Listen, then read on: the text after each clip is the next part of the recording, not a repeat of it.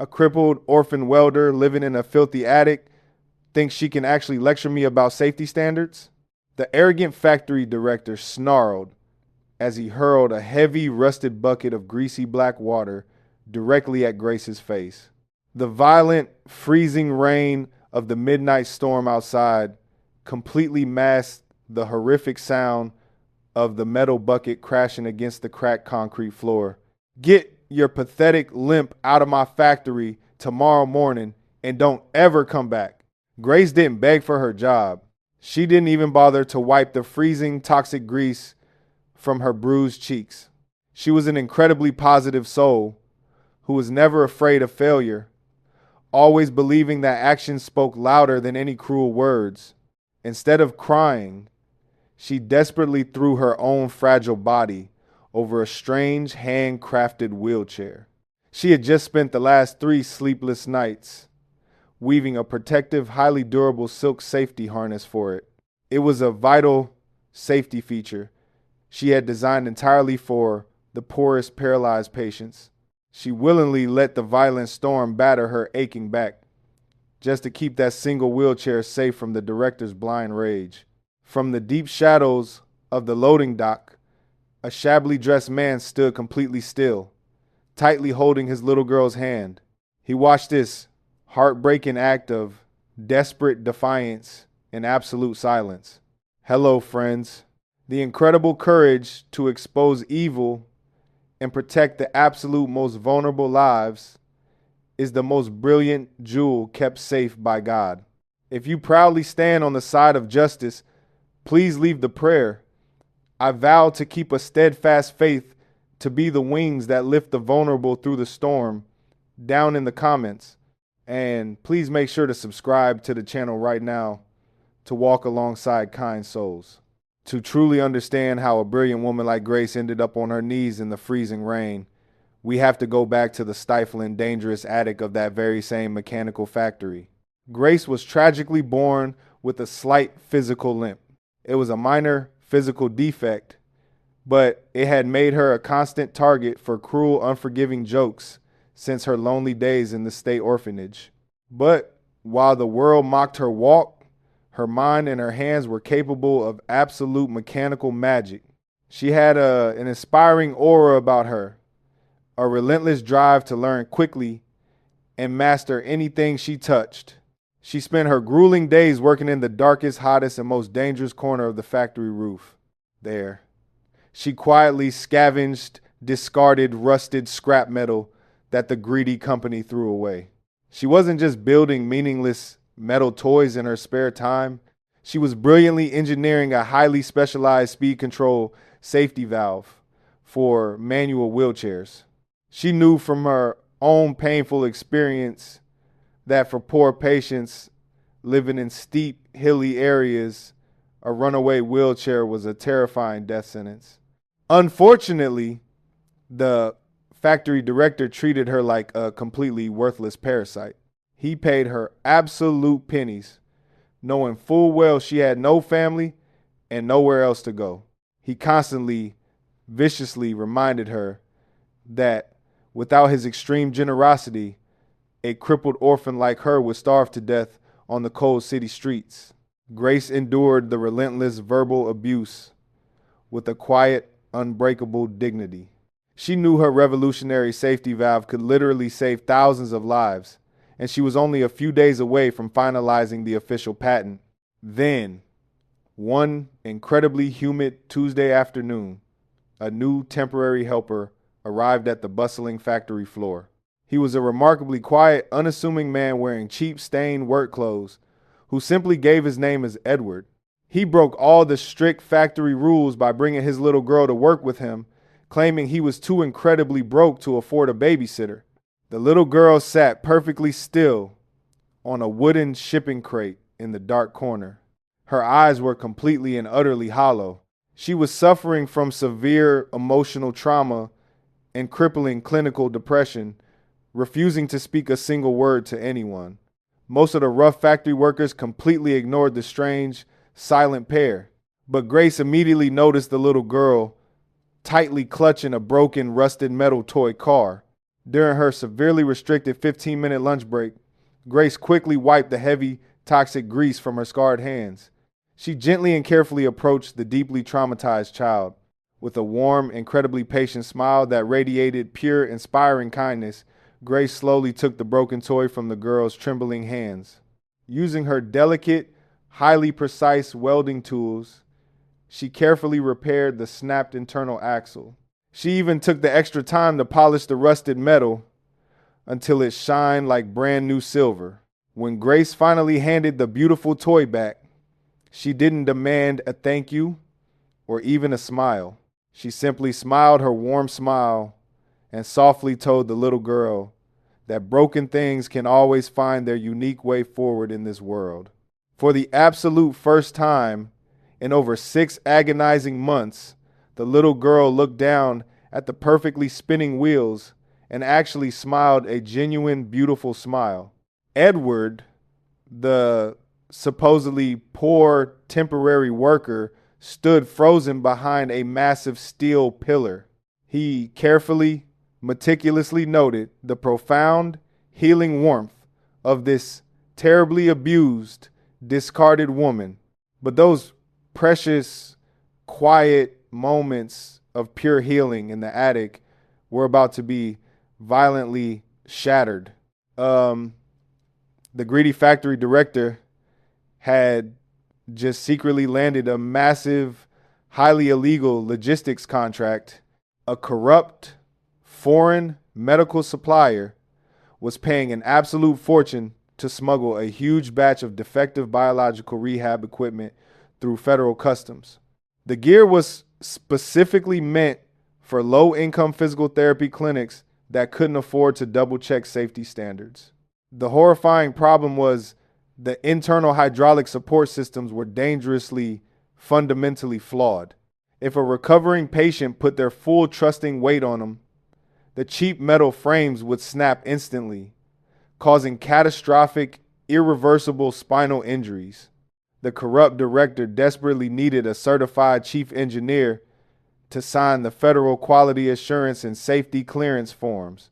But the official chief engineer had discovered the terrifying truth and quit just a week ago in utter disgust. The desperate director violently kicked open the door and cornered Grace in her cramped, boiling attic. He aggressively threw the thick stack of official customs documents directly onto her messy workbench. He demanded she sign the federal forms immediately, using her lower-level technical credentials.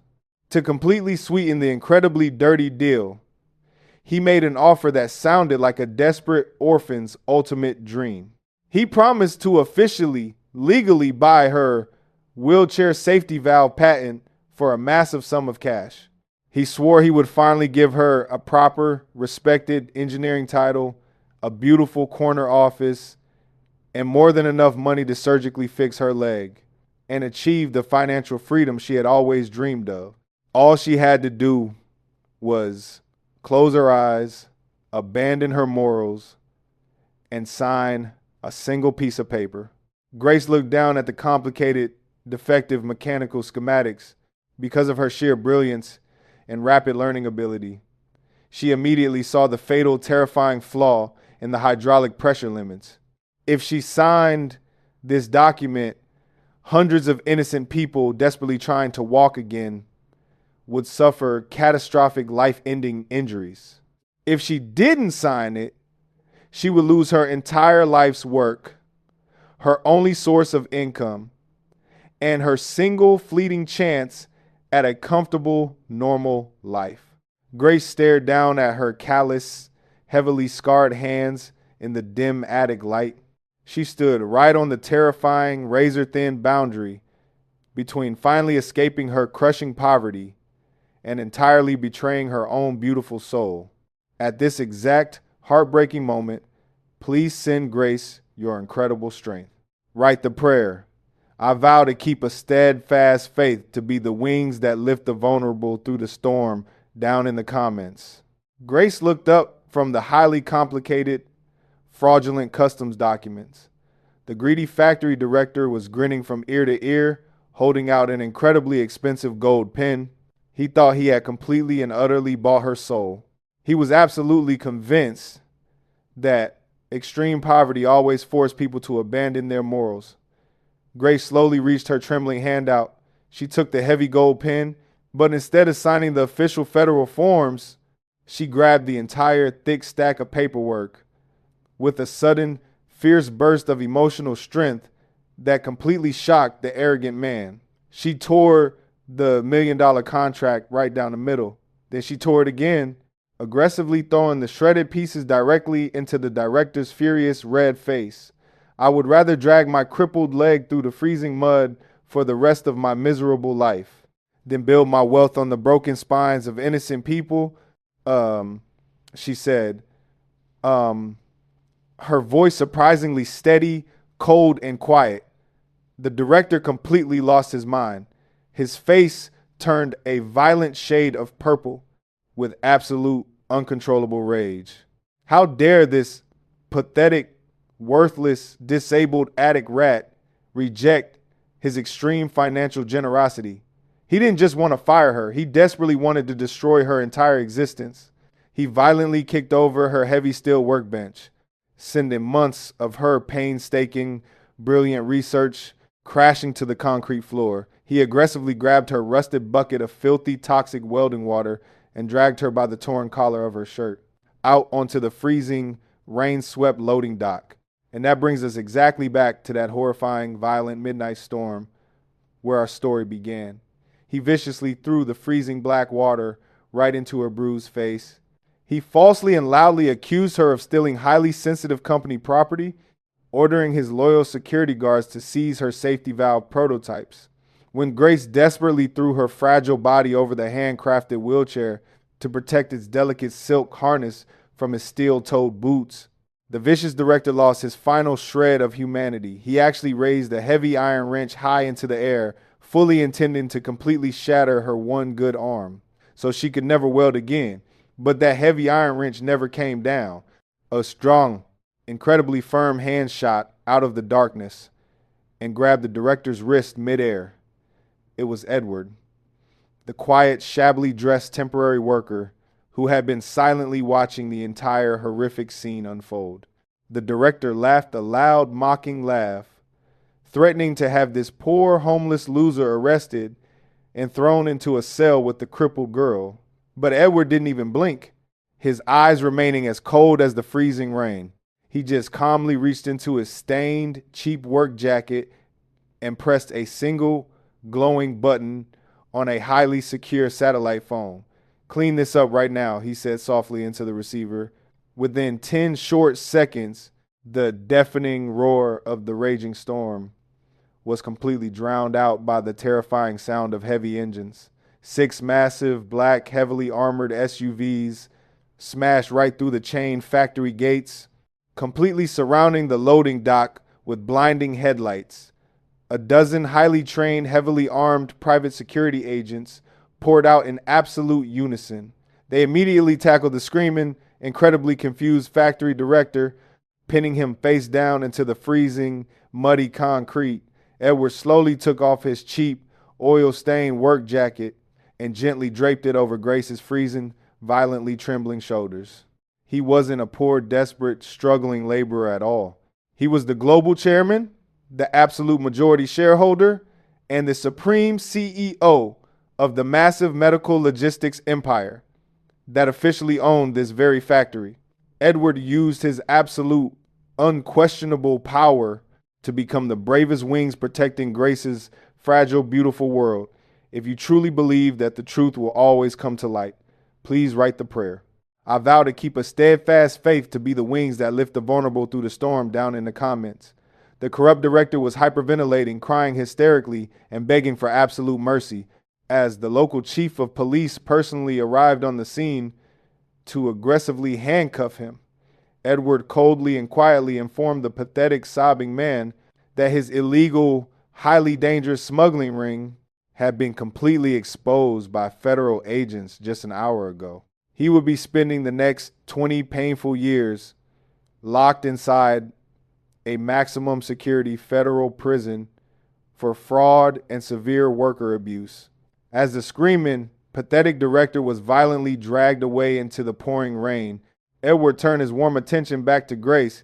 He officially, publicly recognized her brilliant safety valve patent right on the spot, guaranteeing it would be manufactured globally. But he didn't just give her a fancy corner office or a massive bonus. He fired the entire corrupt management board immediately and transferred full, undisputed legal ownership of the multi-million-dollar factory directly into Grace's name.